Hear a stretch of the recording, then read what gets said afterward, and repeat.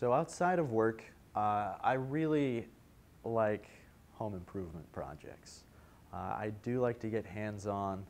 I don't mind tearing down a wall and rebuilding something in its place. I love space planning and design work. My schooling was unusual in that I had a 2-year business degree, and when I transferred to the university where I wanted to get a facilities management degree, a 4-year degree, their minor was architectural technology. So I got to take my business skills. I took extra classes to fulfill their architectural technology requirements, and then I continued on with the facility management.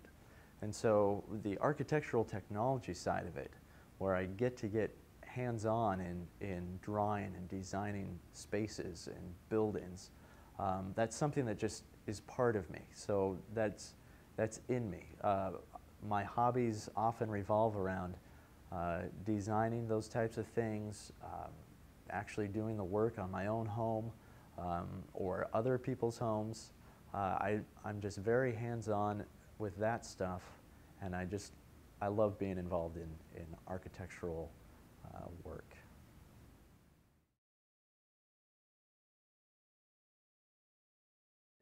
When you're involved in project management and construction management, you look at proposals, quotes from contractors and vendors who want to sell you their services.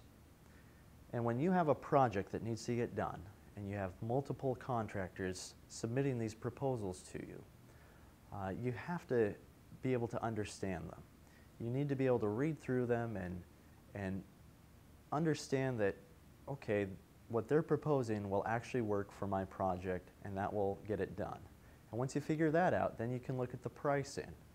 And as you look at several of those, you start to compare the quality and the value of what they're doing versus the cost. And then you need to make the correct decision on which one to accept as you move forward.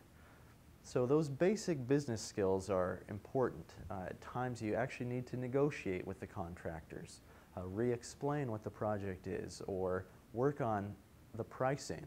Maybe they're going to do what you want, but they're asking too much for it. So those basic business and communication skills are important.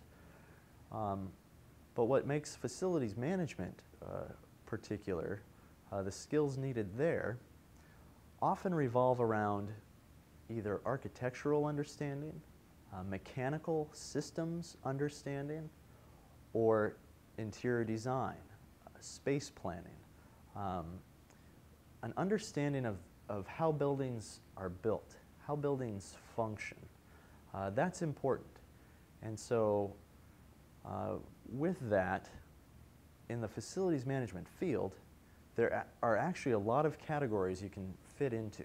If you're really good at space planning, if you're really good at interior design, if you're really good at construction management, if you're really good at mechanical work and tearing things apart and putting them back together, those are all kind of separate fields within facility management that you can, if you have good skill sets in them, you're going to be good in the facilities management field.